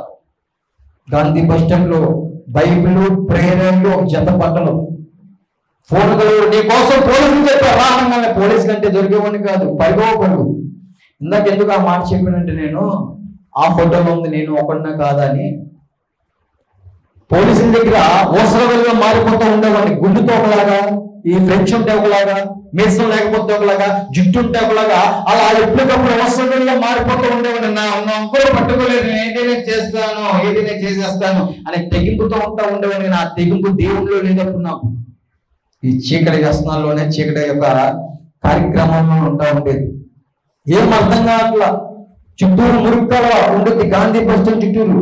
బైబిల్ ప్రేయర్ పట్టుకుని అందులో పడిపోయి, అందులోంచి ఒక ఫెన్సింగ్ దూకేసి మధ్య తెల్లవారుజామున 3:30 ప్రాంతం చుట్టూరు ఫెన్సింగ్ ఉంటే ఒక మార్బుల్ షాప్ లోకి వెళ్ళిపోయి అంటున్నా. ఎందుకు వస్తుందంటే, ఆ వ్యసనంతో నా శరీరంలో ఉన్న బలమంతటిని పోగొట్టుకుంటా వచ్చాను నేను. ఎందుకు? ఆ పాపానికి ఫలము తింటున్నా నేను, చేసిన పాపానికి ఫలం అనుభవిస్తున్నాను నేను. ఆ సమయంలో ఏం జరుగుతూ వచ్చిందంటే, ఓసరవెల్లం మారిపోయి ప్రేయర్లను ఎత్తికి రాసేసుకొని అక్కడే మోకలేసి, యేసు ప్రభువా నేను ఏదో విధంగా విజయం వెళ్ళిపోవడం కాపాడు. స్వార్థపూరితమైన ప్రార్థన. నా జీవితం మార్చేయాలి, నా బ్రతుకు మార్చేయాలి. స్వార్థపూరితమైన ప్రార్థన. అక్కడ కూడా ఆ విధంగా జీవిస్తూ ఉంటుంటే, అక్కడి నుంచి మొత్తానికి విజయవాడ ప్రాంతానికి వచ్చిందని దారి మార్గంలో వాళ్ళ దగ్గర చేయించాక, ఎవరంటే నపుంసకులు, ఇజ్రాయెల్. వారి దగ్గర చేయించాను. ఎంత ఘోరం ఆపానంటే, ఈ శరీరంతో అటువంటి వారితో కూడా పాపం చేసిన బ్రతుకు, నా శరీరంతో అటువంటి వారితో కూడా తప్పు చేసిన బ్రతుకు నాది. అటువంటి స్థితి, ఆ జీవితం ఎంతంటే, పాపం నిజంకొడుకు నేను అని చెప్పుకోవడానికి నేను సిగ్గుపడి. ఎందుకంటే అటువంటి పరిస్థితి. ఎందుకు ఈ మాటలన్నీ చెప్తున్నానంటే, అటువంటి పరిస్థితుల్లో రహస్యంగా ఎవరైనా ఉన్నారేమో వారిని కూడా దేవుడు ప్రేమిస్తున్నాడు అని చెప్పడానికి మాత్రమే. అలా ఆ జిప్పులో ఉండగా విజయవాడ వచ్చిన నేను నా స్నేహితులు అరే చాలా డబ్బు రావాలా, అరే చాలా రిస్క్ చేశారా, బోల్డ్ డబ్బులు రావాలా, ఇలా జరిగిందంట అని నేను అంటా ఉంటుండే. నా స్నేహితులు చులకనగా చూస్తున్నారు. ఏంటి నా స్నేహితులు చులకనగా చూస్తున్నారు? నా స్నేహితులు అనుకున్నా కదా, నా తల్లిదండ్రులు నన్ను కన్నారు. నన్ను కన్నప్పటి నుంచి వారికి నేను ఎక్కువ సమయం గడపలేదు, నా స్నేహితులతో గడిపాను కదా. ఏంటి నా స్నేహితులు చులకనగా చూస్తున్నారు. నా స్నేహితులు అనుకున్నాం కదా, వారు చులకనగా చూస్తున్నారు. ఒక రకమైన వేదం కలుగుతుంది నాలో, ఒక రకమైన ఆలోచన. పెళ్ళి స్త్రీని పెళ్లి చేసుకుందామన్న ఆలోచనతో ఉన్న నేను తన దగ్గరికి వెళ్తే నువ్వంటే నాకు ఇష్టం లేదు పో అని చెప్పింది. ఏంటి ఒకదాని తర్వాత ఇలా జరుగుతుందండి అని ఒక రకమైన ఆవేదన కలుగుతుంది నాలో. ఒంటరిగా ఆలోచించేస్తున్నా, మరి లోకంలో విఫలమైపోతే ఈ సినిమాల ప్రేమ నేర్పించే కదా మత్తు పదార్థాల దగ్గరికి పరిగెడుతూ ఉండడం, అవే నాకు నెమ్మది సమాధానం ఇస్తాయి అనే ఆలోచనతో మళ్ళీ వాటి దగ్గరికి పరిగెట్టాను. ఇష్టానుసారంగా డ్రగ్స్ అని చేసుకున్నాను అన్నమాట. చస్తే చచ్చేలేదు. ఆ చావు దగ్గర కూడా స్వార్థంగా ఆలోచిస్తూ ఉండేవాడు. నేను చచ్చిపోతే నా స్నేహితులు గోల్డ్ మీద వస్తాడు, నేను చచ్చిపోతే బ్యాంకులు లెగిస్తే అనుకుంటా ఉన్నాను తప్ప నా తల్లిదండ్రులు నేను చనిపోతే ఏ విధంగా బ్రతుకుతారు, ఏ విధంగా బాధపడతారు అని ఆలోచించలేదు. ఎందుకంటే ఈ యొక్క జనరేషన్ లో ప్రియ తమ్ముడు ఆలోచించు, ఎంతో మంది మన స్నేహితులు మన కళ ముందే అయిపోతున్నారు. ఎంతో మంది తీసుకెళ్తున్నాం, ఒక రోజు హడావుడిగా తీసుకెళ్తున్నాం, 100 మంది వస్తున్నారు, కానీ 2వ రోజు ఎవరికి గుర్తున్నాడు. దేనికి పనికిరాని 30 సెకండ్ల స్టేటస్ లోను, దేనికి పనికిరాని ఇన్స్టాగ్రామ్ 15 సెకండ్ స్టేటస్ లోను నీ ఫోటోలు కనపడితే అది కూడా 2 రోజులే. మొన్న ఎవరో అన్నీ చనిపోయారు కదా రైడర్, వాళ్ళంతా టాటూలు వేసి అలా చూస్తున్నా. అన్నీ చాలా గమనిస్తున్నా. వాళ్ళ అమ్మ మొహాలు ఎలా ఉన్నాయంటే కుమ్మిడిపోతున్నా. వాళ్ళ తల్లి మొహంలో మా అమ్మ గుర్తుకొచ్చింది నాకు. ఒకవేళ చనిపోయి ఉంటే ఏ విధంగా ఉండేదో అని ఆలోచన. అయితే మనం మాట మారిపోతుంది, వేరే దగ్గరికి వెళ్ళిపోతుంది. అలా ఉంటున్న సమయంలో ఏం జరుగుతూ వచ్చింది, నా స్నేహితులు ఒక పక్క చాలా అమౌంట్ రావాలి, ఒక పక్క ఇటు పక్క ఈ అమ్మాయి ఒక పక్క.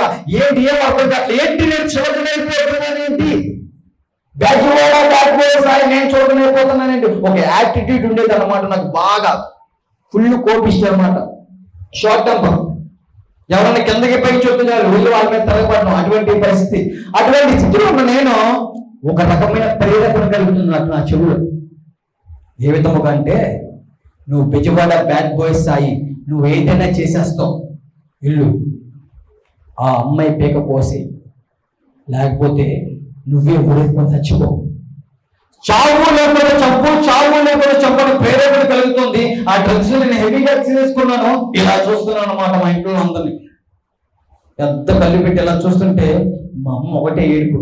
చెప్తా ఉన్నాం కదా, అరే నీ బ్రతుకు నువ్వే నాశనం చేసుకున్నావు. చెప్తూ ఉన్నాం కదా, నీ బ్రతుకు మార్చుకోమన్నావు. చూసావా లాస్ట్ వేరుకొని లోపల కుళ్ళిపోతుంది. ఎందుకంటే చెట్టంతా వచ్చిన నేను ఎదిగిన కొడుకుని కళ్ళ ముందే నాశనం అయిపోతుంటే, నా జీవితం నాశనం అయిపోతుంటే కుమ్మిడిపోతూ ఉంది నా తల్లి నా తండ్రి.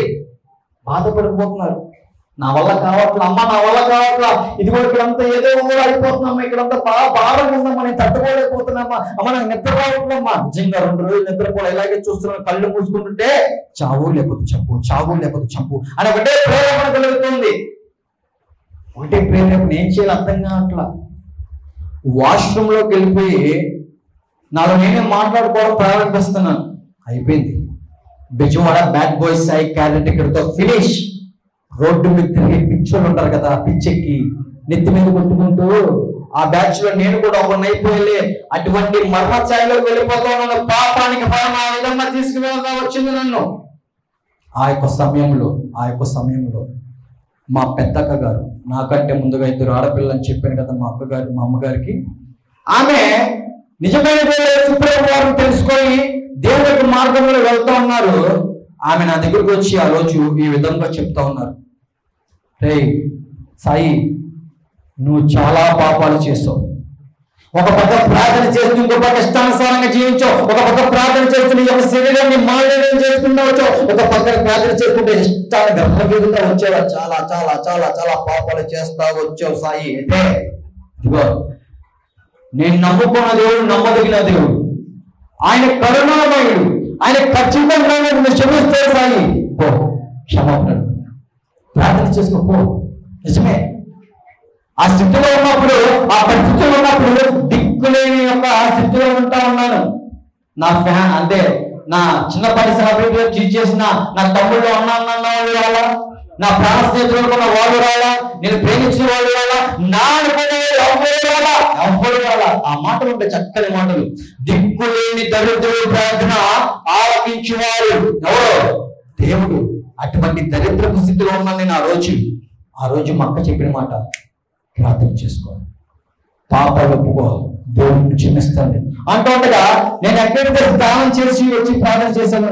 ఏ విధంగా అండి, స్నానం చేశావు, 2 నిమిషాలు ప్రార్థన చేసావు, లోకానుసారంగా తిరిగేసావు.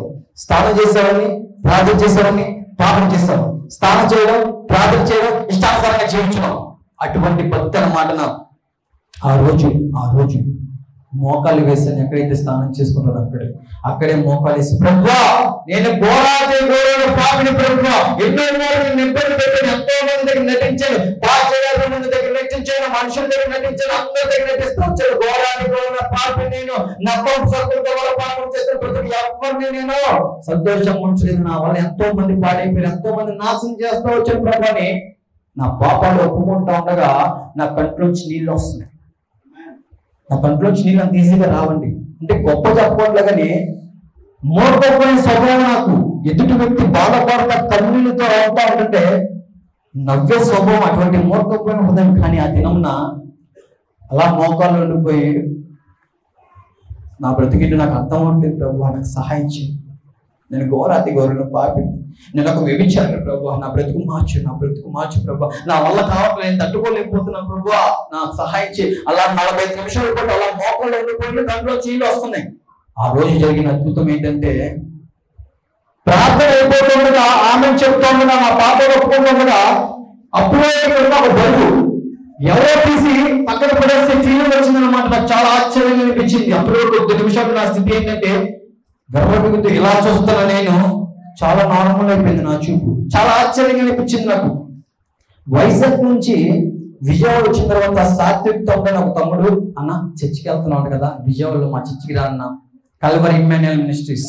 మా ఆత్మీయ తల్లిదండ్రుల పేరు డానియల్ ఆనంద్ కుమార్ గారు, కమర్ కుమారి గారు. ఆ యొక్క సంఘానికి వల్ల ప్రారంభించాను.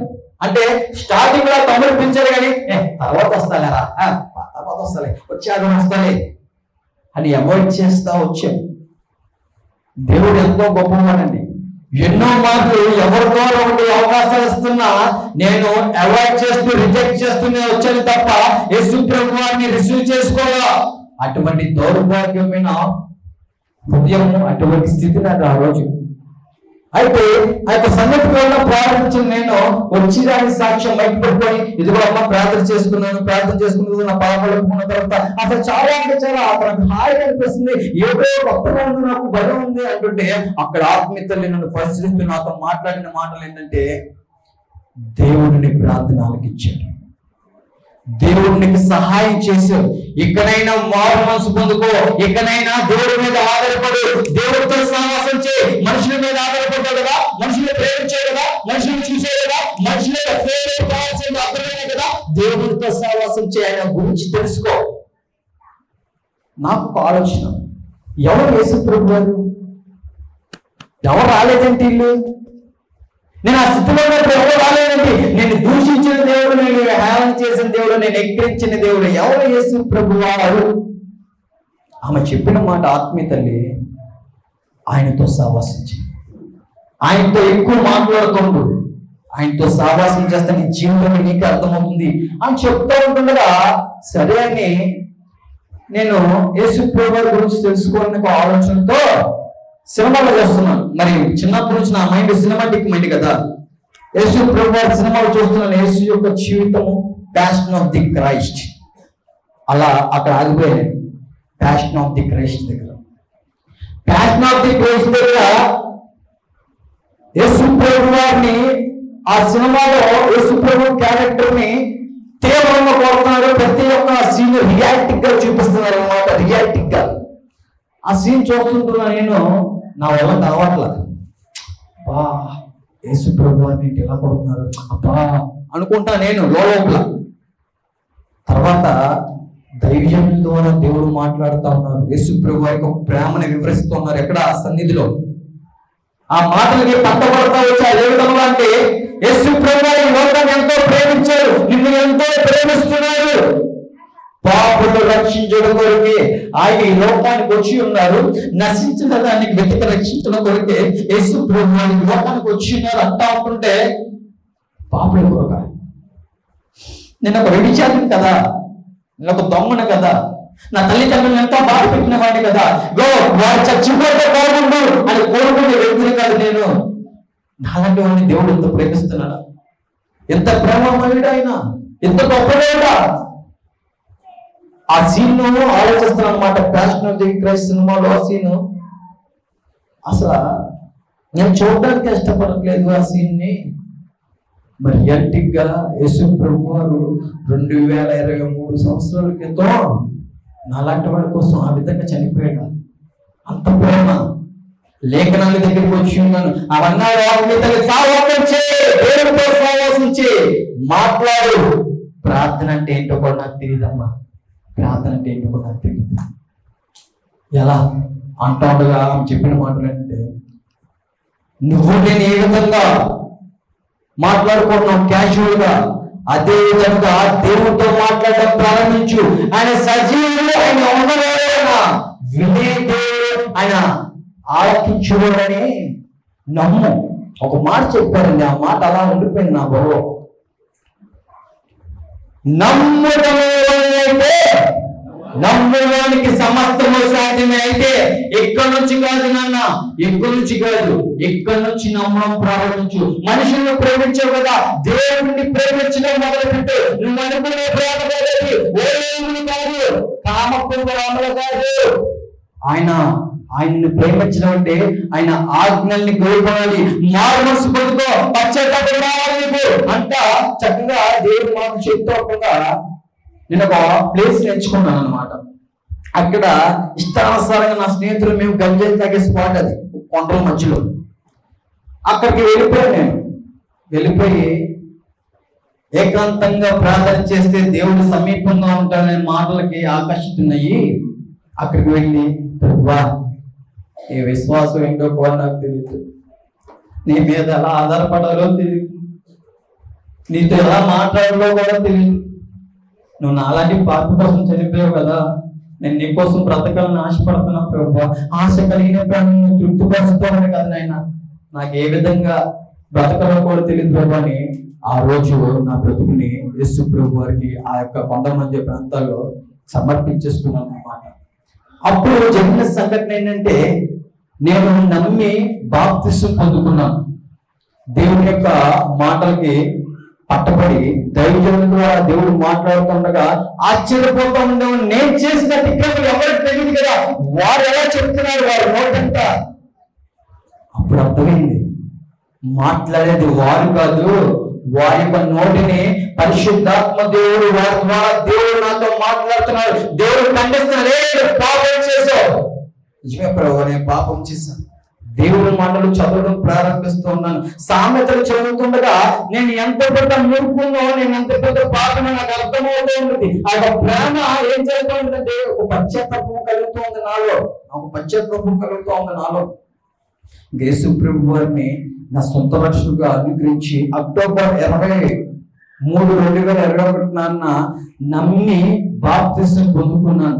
యేసు ప్రభు వారిని నమ్మి విశ్వసించి బాప్తిసం పొందుకున్న తర్వాత దేవుడికి ఇష్టలుగా జీవించాలని ఆశ అయితే ఉంది, కానీ ఈ యొక్క అపవాద కుయుక్తులు కాదు. కానీ ఆ యొక్క పరీక్ష దినమున నాకు ఏ పరీక్ష అంటే, ఉంటానా ఓడదానా దేవునిలో. లేనిపోయిన కేసు ఇదేంటి ఇలా జరుగుతుంది, నేను అన్ని మోసుకొని చక్కగా ఉంటున్నాను కదా, అన్ని మానేశాను కదా, చక్కగా ఉంటున్నాను కదా, ఎవరి జోలికి వెళ్ళట్లేదు కదా. లేనిపోయిన కేసులు పడుతూ ఉంటే ఒక రకమైన కోపం వస్తూ ఉంది. కానీ ఆత్మీయతలు నేర్పిన పాఠం, దేవుడి మీద ఆధారపడు. అది చిన్నదైనా సరే, పెద్దదైనా సరే, దేవుడి మీద ఆధారపడు. నిజమండి, దేవుడు విశ్వాసం నేర్పించి ప్రభు అనగానే ఆయన నిజంగా మా కుటుంబంలో చేసిన కార్యం ఏంటంటే, మా చిన్నక్క జీవితం దేవుడు ఆయనకి ఎంత శక్తి ఉందో నిరూపించి చూపించారు. నేను భక్తి పరుణని చెప్పట్లేదు కానీ, ప్రార్థన పరుణని అస్సలు చెప్పను కానీ, దేవుడు ప్రార్థనకి జవాబు ఇచ్చే దేవుడు అని ఆ రోజు నాకు అర్థమైంది. మా అమ్మ ఇలాగా చెరువులో కూర్చొని ఉంది. మా అక్క చిన్నక్క పెళ్లి చేసుకొని లవ్ మ్యారేజ్ చేసుకుంది. ఈ యొక్క లోకమైన ప్రేమకి ఇదైపోయి ఇంట్లో వాళ్ళని ఎదిరించి పెళ్లి చేసుకుంది. మా అక్క, మా బావగారు ఇద్దరు పిల్లలు పుట్టాక వదిలేసి వెళ్ళిపోయారు. దేవుడు మాట్లాడుతున్నాడు, విశ్వాసంతో ప్రార్థన చేస్తే అది ఏదైనా జరుగుతుంది అని దైవజనుల ద్వారా మాట్లాడుతుండగా, అయ్యా నీకు అసాధ్యమైనది ఏది లేదండి కదా ప్రభు, నీకు సమస్తము సాధ్యమంది కదా, మా అక్క బ్రతుకు ఏది అయిపోయింది కదా, ఆమె బ్రతుకు మార్చవా అని అడుగుతూ నేను ప్రార్థన చేసుకుంటూ ఉండగా, దేవుడు నా విశ్వాసాన్ని ఇంకా బలపరచడానికి చేసిన కార్యం ఏంటంటే, ఎవరైతే వదిలేసి సరిపోయారో మా బావగారు, ఆయన రోజు మా అమ్మ దగ్గరికి వచ్చి ఆ కాళ్ళ దగ్గర పెట్టి నన్ను క్షమించా, మీ పిల్లల్ని చూసుకుంటా అత్తయ్యా. ఎప్పుడన్నా తెలుసా, 10 సంవత్సరాల తర్వాత వచ్చారండి మా బావగారు. ఇప్పుడు మా అక్క మా బావ కలిసి చక్కగా ఉంటున్నారు. ఇది కేవలం దేవుని యొక్క కృప. ఆయన ఏదైనా చేయగలదని నిరూపించి చూపించారు. ఆ విధంగా జరుగుతుండగా నేను ఇంకా మారు మనసు పొందుకున్నాను అన్నమాట. నాకు ఇంకా పాత జీవితం వద్దు ప్రభు, ఆ రోత జీవితం వద్దు ప్రభు, నా ఇష్టం నన్ను నాశనానికి దారి తీసింది. నేను ఇష్టం చేయాలని ఆశకుంది ప్రభు, ఆ ప్రతిదీ నేర్పించేయని ఆ కొండ ప్రాంతాల్లోకి వెళ్ళిపోయి అక్కడ దేవుని వాక్యాలు ఆ రాళ్ళ మీద రాసుకొని అక్కడే ప్రార్థన చేసుకోవడం మొదలు పెడుతున్నాను. వచ్చినాక ప్రార్థన రాదు. నవ్వనంటే ఒక మాట చెప్పాను, నవ్వకూడదు సరేనా. దేవుడితో వ్యక్తిగా వెళ్ళిపోవడం నాకు ఆలోచనతో నా ఫ్రెండ్స్ అంటే బాగా ఇష్టంగా దేవుడితో ఈ విధంగా మాట్లాడమనండి. అది కాదు మామ, ఇది కాదు మామ, అది నవ్వమని చెప్పి నవ్వుతున్నారు మీరు. వినేవాళ్ళకి వెరితనం ఉంటుంది కదండి. ఆ వ్యక్తులు దేవుడితో బలంగా వెళ్ళిపోవడం ఆలోచనతో ఆ విధంగా మాట్లాడుతూ ఉన్నాను నేను. దేవుడి మాటలకి కనెక్ట్ అవుతూ, అపహాస్యకుల దగ్గర కూర్చుండమాక, మూర్ఖులతో సహవాసం చేయమాక. నా స్నేహితులకు అందరికి బై చెప్పాడు. నేను పిలవమాకంటారు దేనికి. దేవుని ప్రేమ నా బ్రతుకులో ఏం కలిగిస్తూ వచ్చిందంటే, ఆ మత్తు పదార్థాల నుంచి విడుదలండి. సిగరెట్ మీద వాసన పడకుండా దేవుడు చేశాడు. నేను ఏ టాబ్లెట్ మెంగలా మానడానికి, ఏ రిహాబిలిటేషన్ సెంటర్కి వెళ్ళా ఆ డ్రగ్స్ అలవాట్లు పోవడానికి, ఏ డాక్టర్ని కన్సల్ట్ అవ్వాలా, ఆ కొండకి పరమ వైద్యుడైన దేవాది దేవుడి దగ్గరికి వెళ్ళి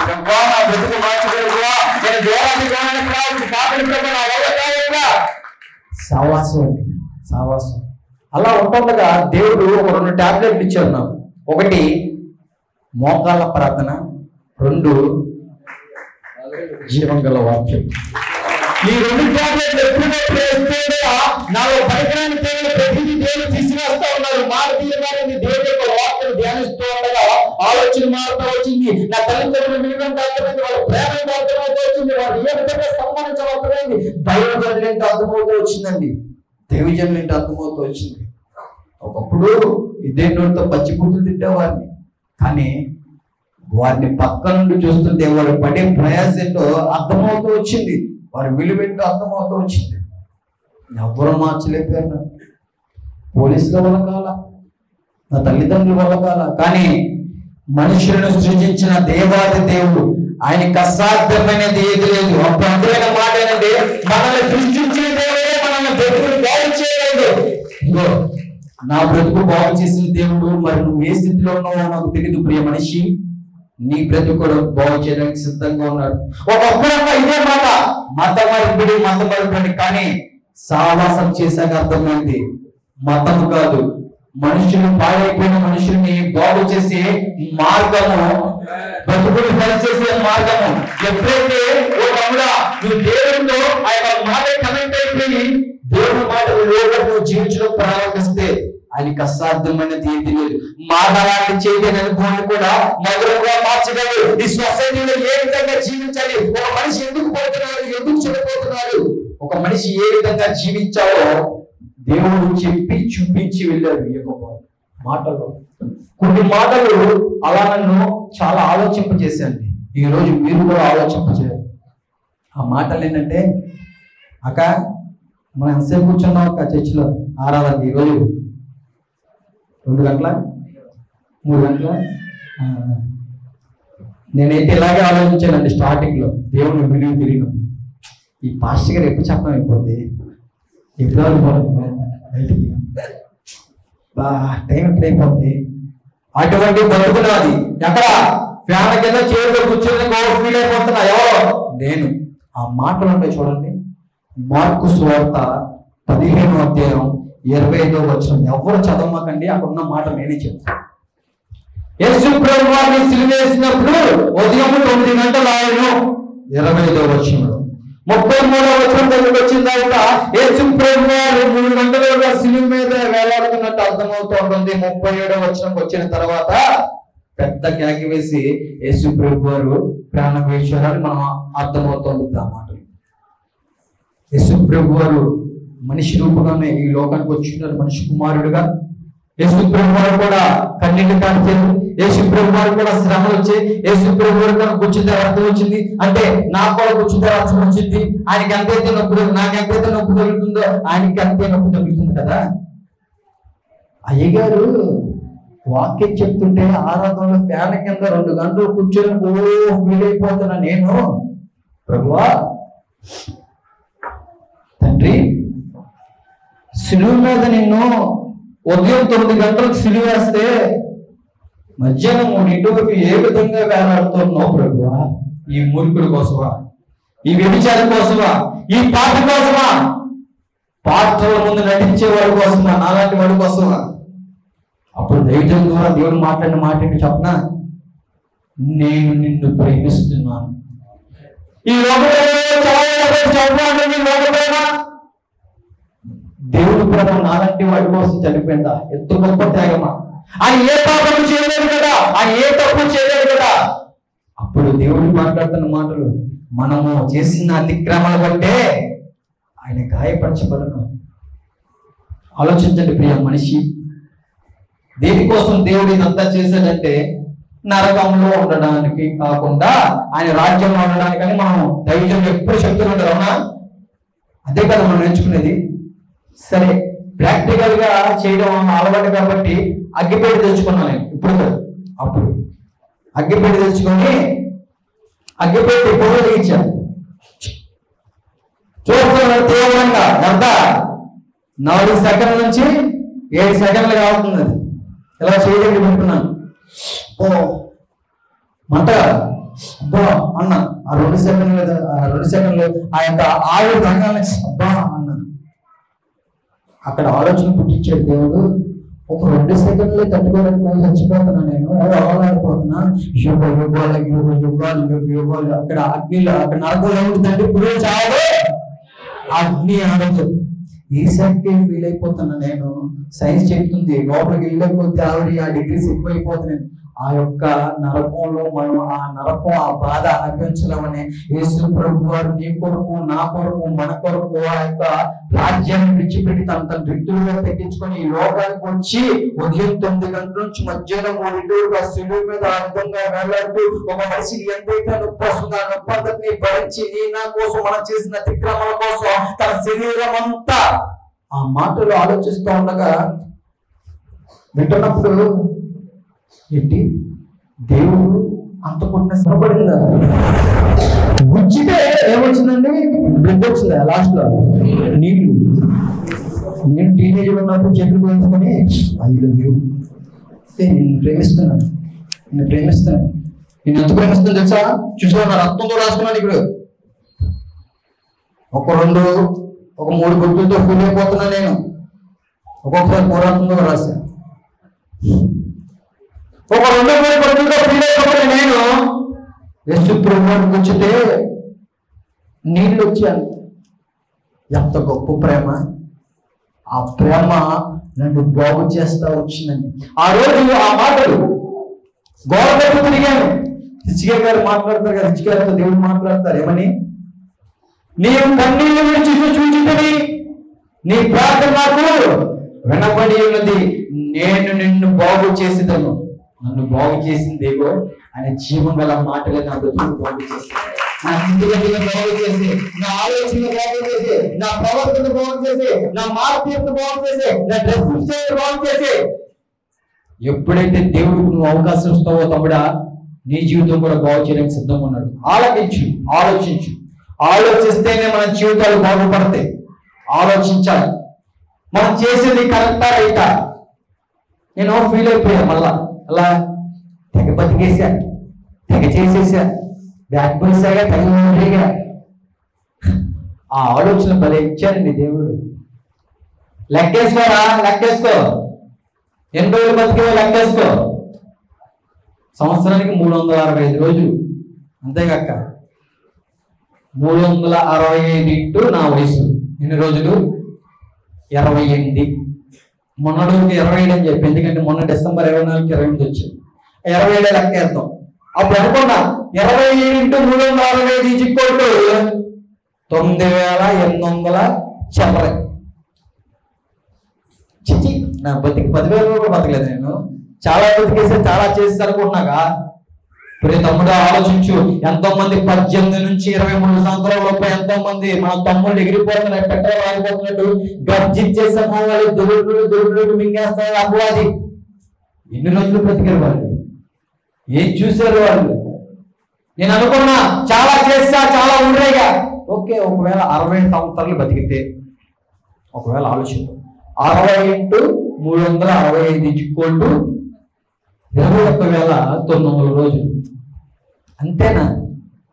లేఖనా ఏం చెప్పండి? అయ్యా మా అయితే 70 సంవత్సరాలు, ఇంకా 2 రోజులతో 30 సంవత్సరాలు, 80 సంవత్సరాలు అంతే. ఇవన్నీ లెక్కేసుకుంటాయండి.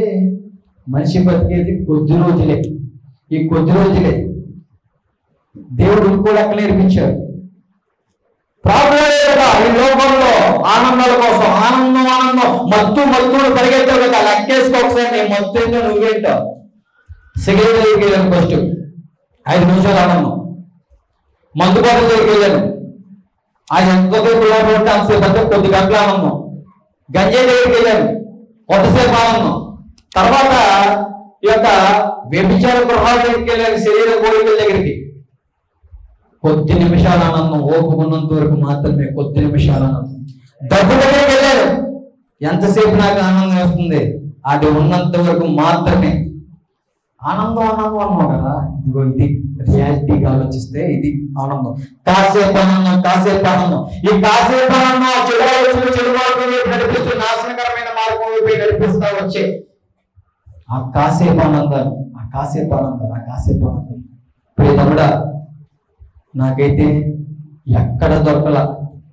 వ్యర్థమైన ఆలోచనలు, వ్యర్థమైన అలవాట్లు, కాసేపు ఆనందంలో, అక్రమ సంబంధాల్లో, లేకపోతే డబ్బులు నా దగ్గర లేకపోవడం, లేకపోతే అక్రమంగా ఆ యొక్క స్మగ్లింగ్ చేసుకుంటూ అందులో ఆనందం పడం. కానీ ఆనందం లేదు ఎక్కడ.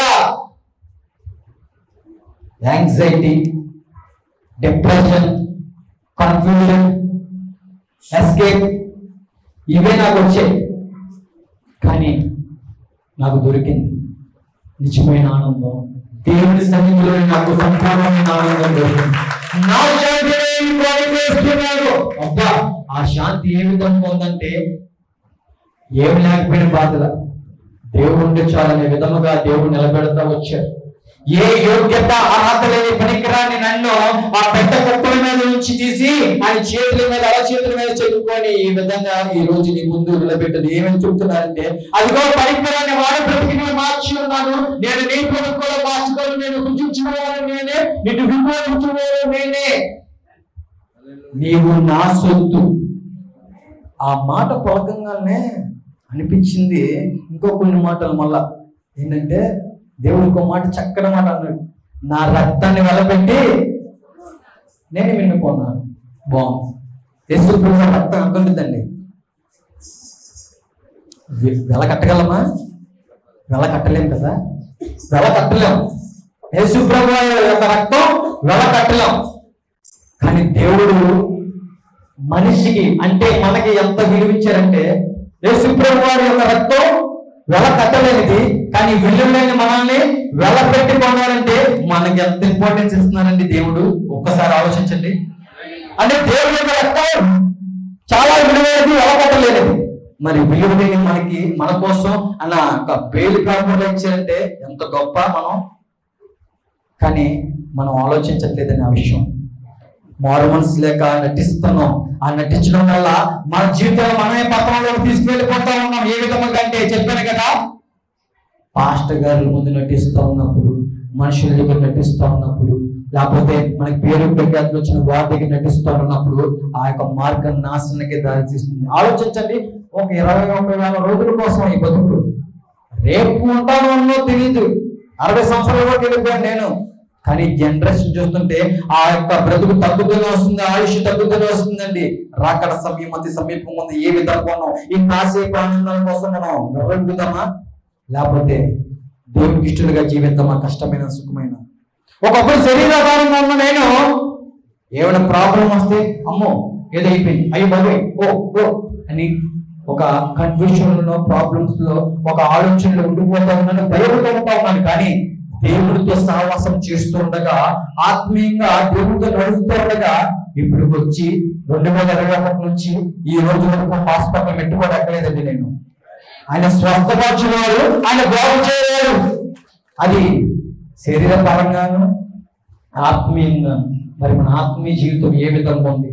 నేను అనుకున్న ప్రార్థన అంటే 2 నిమిషాలు ప్రార్థన అనుకున్నాను, కానీ ప్రార్థనలో సహవాసం చేస్తుంటే అబ్బో మనకి అసాధ్యమైనదని మనం అనుకుంటాం, కానీ దేవుడితో నడిస్తే సమస్తము సాధ్యమైంది.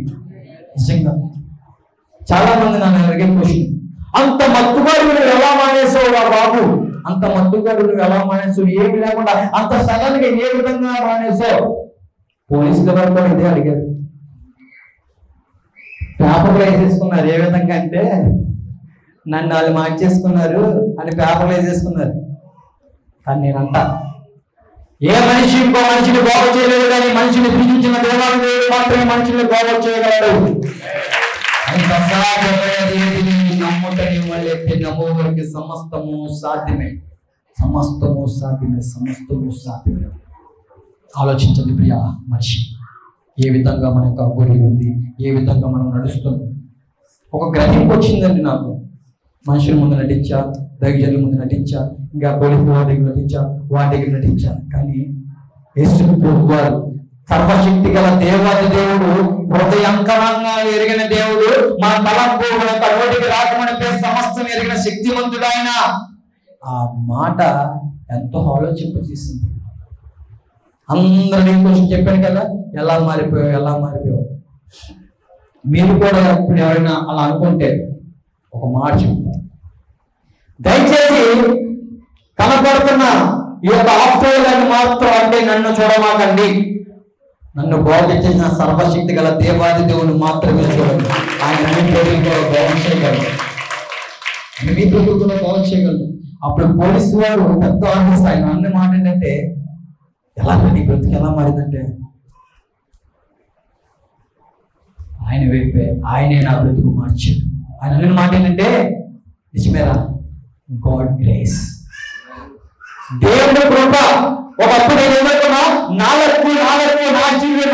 స్కిల్ బండి కోసం నేను ఎక్కడ పడిపోయా అబ్బా అనుకున్నా. కానీ దేవుడి యొక్క రెక్కల చాటు దేవుడు పుట్టుగా వస్తున్నాడు. తల్లి గర్భంలో రూపుపడితే ఆయన కాదు దేవుడు అనే గణింపు, ఆయన బాగా పడుతుందని విడివింటూ ఆయన ఏంటో ఆయన గొప్పతనం ఏంటో. ఓ తమ్ముడా, రైడింగ్ స్కిల్లో మనకంటే బాగా ఎవరు బాగలేరు అని కోరుకున్నావా? ఎంతో మంది రైడర్లు లారీల కింద వాళ్ళు మోహన్ చట్నీలు అయిపోయిన రోజులు చూస్తున్నాం మనం. ఇంకా నువ్వు బ్రతుకున్నావంటే నీ వెనకమాల ముందుగా దేవుడి కృప, తర్వాత నీ ప్రాంతంలో ఉన్న దైవజనుల ప్రార్థన మర్చిపోయాక వారు ఎంతో ప్రయాసపడతారు నీ కొరకు. వారు నీ కోసం ఎంతో ప్రయాసపడుతున్నారు. నీ బ్రతుకు బాగుపడితే వారికి ఏమి రాదు. ఒకప్పుడు ఆ స్నేహితులు చెప్పుకుంటే వారు నమ్మకంగా ఒక గంజేపుకుంటూ, కానీ తను ఎందుకు చెప్తున్నాడు? బ్రతుకు బాగుపడింది, నా బ్రతుకు బాగుపడి నెమ్మది సమాధానం ఆనందంతో ఉండాలని నా స్నేహితులు నాకు చెప్తున్నారు. కానీ తనకి ఒకప్పుడు ఊరుకున్నాం, ఒకప్పుడు ఏమన్నా పై నుంచి వచ్చి డబ్బులు అందరూ చేస్తున్నారు. అది చాలా పొరపాటు, చాలా పొరపాటు. ఉన్నారు ఈ లేఖనాన్ని పట్టుకొని బైబిల్ పట్టుకొని వ్యాపారం చేసేవాళ్ళు ఉన్నారు. అదే బైబిల్ పట్టుకొని ప్రాణ త్యాగం చేసి ఆ యొక్క భక్తుల చరిత్ర చదువుతున్నప్పుడు అర్థమైంది వారి యొక్క జీవితాల యొక్క విలువేంటో, వారి యొక్క విలువేంటో అనేది. ఆ భ్రమ నుంచి బయటికి రా. మనుషులు చూడటం ఆపే, మనుషులు చూడటం ఆపే. నేను అంటా, నన్ను కూడా చూడమాక, నన్ను బాగు చేసిన దేవుడు మాత్రమే చూడు. ఇంకో మాట చెప్పిన ఆ మాట ముగిస్తాం. మన సీఎం గారు ఎవరు?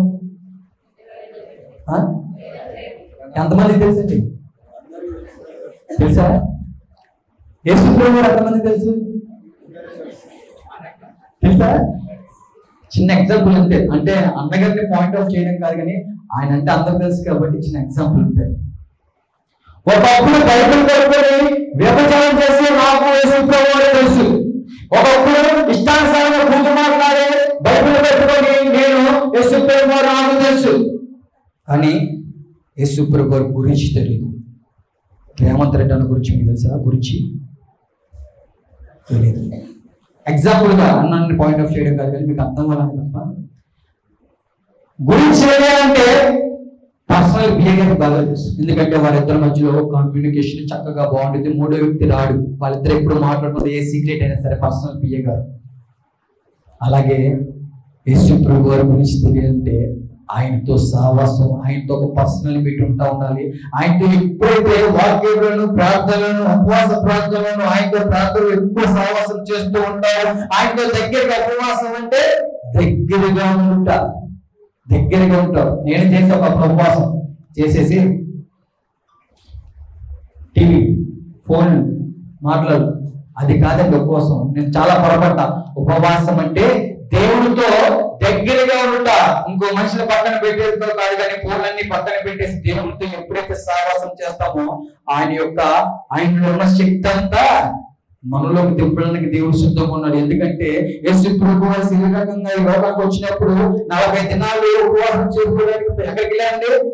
అరణ్యం పైకి. దేవుడితో సహవాసం చేస్తా ఉన్నారు. టీవీ చూడప్పుడు మనుషులతో మాట్లాడాల, ముఖాముఖిగా తండ్రితో మాట్లాడుతున్నాను. ఈ యొక్క అనుభవం మనకు వస్తే నా బ్రతుకు మార్చిన దేవుడు నీ బ్రతుకు కూడా బాగు చేయగలడు. నా స్థితిని బాగు చేయగలడు, నీ యొక్క స్థితిని బాగు చేయగలడు దేవుడు. ఆయనకి అసాధ్యమైనది ఏది లేదు. అయితే మా అమ్మగారు ఇటుపక్క పూజలు, నేను ఇటుపక్క ప్రార్థన. అందరికి చెప్తుంది ఈ విధంగా, మా అబ్బాయి యేసు ప్రభువు మార్చారు, మా అబ్బాయి నేను సాక్ష్యం చెప్తుంది, కానీ రాట్లా ఎక్కడికి? దేవుని యొక్క సన్నిధి. ఎందుకు? చుట్టుపక్కల అందరూ మా రిలేటివ్స్ అందరూ మరి విగ్రహారాధకులు ఉన్నది. మేమందరం అమనని మాట. నీ నమ్మకం నీది, మా నమ్మకం మాదిరా. మా నమ్మకానికి నిజానికి చాలా తేడా ఉంది. నేను పొరపడ్డా చాలా. దేవుడు ఒక్కడే ఉన్నాడు. దేవుడికి కుల మత భేదాలు లేవమ్మా. నేను పొరపడ్డా అని దేవుడు మరొక మాట అంటూ ఉన్నారు. ఏమనంటే, నీ యొక్క చింత ఏవద్దు నా మీద, నీ భార్య ఏవద్దు నా మీద, నీ కోసం నేను చింతిస్తున్నా. ప్రభువా, మా అమ్మ వాళ్ళతో నువ్వే మాట్లాడు, నా వల్ల కావట్లేదు, కానీ వాళ్ళతో నువ్వే మాట్లాడు. ఒక రోజు వాగ్దానం రోజు ఒక 23 సంవత్సరం అనుకుంటాం, పోయిన సంవత్సరంలో వాగ్దానం వచ్చింది నాకు. ఏమనంటే, నీవు చేసిన ప్రతి దానికి ప్రతిఫలం ఇస్తానని ఋతు గ్రంథం నుంచి దేవుడు మాట్లాడుతున్నారు. మా అమ్మగారు వచ్చిన మాట ఏంటంటే, యెషయా గ్రంథం 54:14, భయపడకు, సిగ్గుపడకు, నీవు అవమానము తలంచకుము. సరే అని మా అమ్మగారికి వెళ్ళిన తర్వాత, ఏంటమ్మా 4వ తారీఖు వెళ్ళా, జనవరి 4, 2023. మా అమ్మగారి దగ్గరికి, ఏంటమ్మా మీ అబ్బాయి అలాంటి ఉన్నోడు ఎలా మారాడు, నువ్వేంటమ్మా రావేంటమ్మా, అందరూ ఏమనుకుంటారమ్మా అంటా ఉంటుంటే, భయం వేస్తుందిరా, సిగ్గేస్తుందిరా అంట. నీ హృదయంలో ఏమన్నా నాకైతే తెలియదు కానమ్మా, నా సర్వశక్తి గల దేవాది దేవుడికి సమస్తం తెలుసు అని వాగ్దానం చేసి, భయపడకో, సిగ్గుపడకో, నువ్వు అవమానం తలంచకము అనే మాటలు పడుచుండగా, ఆ మాటల్లో ఏముందండి? జీవం ఉంది. ఆ జీవం మమ్మలకు వెళ్ళిపోయి ఏమవుతూ వచ్చిందంటే, ఆ కదలిక అప్పటి నుంచి మా అమ్మ నాతో పాటు మా సన్నిధిలో ప్రారంభిస్తూ. మరి నాకు ఇచ్చిన వాగ్దానం దేవుడు ఏ విధంగా నెరవేర్చేది ఉన్నారంటే, నీవు చేసిన దానికి ప్రతిఫలం ఇస్తానని దేవుడు నాతో మాట్లాడుతున్నారు. కాబట్టి నేను యేసు ప్రభువు వారు ఆయన ఒక సేవలో ఏనికి పనికిరాని నన్ను ఒక సాక్షిగా నిలబెట్టి పలు ప్రాంతాలు వాడుకుంటూ ఉన్నారండి. మరి ఆయన పనిలో నేను ఉన్నాను కాబట్టి మన డిసెంబర్ 30 తారీఖు మా అమ్మగారు, మా నాన్నగారు దేవుని యొక్క ఆయన నామాన్ని అంగీకరించి బాప్తిసం పొందుకున్నారు. విశ్వసిస్తే దేవుడు కార్యం చూస్తాం. ఆ విశ్వాసం ఏ విధంగా అర్థమవుతుందంటే, యేసు ప్రభువు వారి గురించి తెలుసుకుంటేనే ఆ విశ్వాసం ఏంటో అర్థమవుతుంది. నువ్వేంటో నీకు అర్థమవుతుంది. నువ్వు ఎందుకు పడుతున్నావు, ఎందుకు చనిపోతున్నావు, ప్రతి విషయం నీకు అర్థమవుతూ ఉంటుంది. నిజంగా ఆలోచించి ఒకసారి, ఏ విధముగా who I am, what I am అని క్వశ్చన్ వేసుకుని ఇంటికి బయలుదేరు. దేవునితో మాట్లాడడం ప్రారంభించు. ఆయన నీతో కూడా మాట్లాడడానికి సిద్ధంగా ఉన్నాను. నన్ను సృజించిన దేవుడే నిన్ను కూడా సృజించున్నాడు. నీవు కూడా ఆయన సొత్తువి. ఆలకించి ఆలోచించి ఆహ్వానించు. నీ జీవితంలో దేవుడు గొప్ప కార్యాలు చేయడానికి సిద్ధంగా ఉన్నాడు. ఎందుకంటే దేవుడు చెప్పిన మాట ఏంటి? ద్రాక్షవల్లి నేను, దేవుడు మీరు, మీరు నా యందు నేను మీ యందు నిలిచింటే తప్ప మీరు ఫలించరు. మీలో పనికిరాని తీగలు ప్రతిదీ తీసివేస్తా. పనికిరాని తీగలంటే ఏంటో తెలుసా అండి? అలవాట్లు, ఆలోచనలు, ప్రవర్తన. నిజమే, దేవునితో సహవాసం చేయడం అంటే ఆయన మాటకి ఎప్పుడైతే లోపడి దేవుని మీద ఆధారపడిన తర్వాత పనికిరాని ఆ గంజి అలవాట్లు, పనికిరాని సిగరెట్ అలవాట్లు, నిజంగా నేను ఎంత వరస్ట్గా బిహేవ్ చేసామనంటే, పెళ్లికి వెళ్ళి ఎవరైనా ఏం చేస్తారండి? ఒకదిని రావాలా. నేనేం చేస్తామని తెలుసా? ఇదే మండపం మీద కూర్చొని పెళ్లి కొడుకు పెళ్లి కూతురు అయితే పెళ్లి కొడుకు నోట్లో సిగరెట్ పెట్టేసి నేను ఫోటో దిగుతూ ఉంటాను. పక్కన ఆ పిల్ల ముక్కు మూసుకున్నా సరే కనికరించేవాడిని కదా, నా ఇష్టం. ఆ ఫోటో ఉండేది అక్కడ. అటువంటి బిహేవియర్ ఉంటూ ఉండేవాడినండి. కానీ ఈరోజు ఒక చెల్లెంటో, ఒక తల్లేంటో, దైవజనులేంటో, మనుషులేంటో, వాడి విలువలేంటో ప్రతిదీ అర్థమయ్యేలా దేవుడు చేసేది. ఆయనకు అసాధ్యమైనది ఏది లేదు. ఆయనకి సమస్తము సాధ్యమే.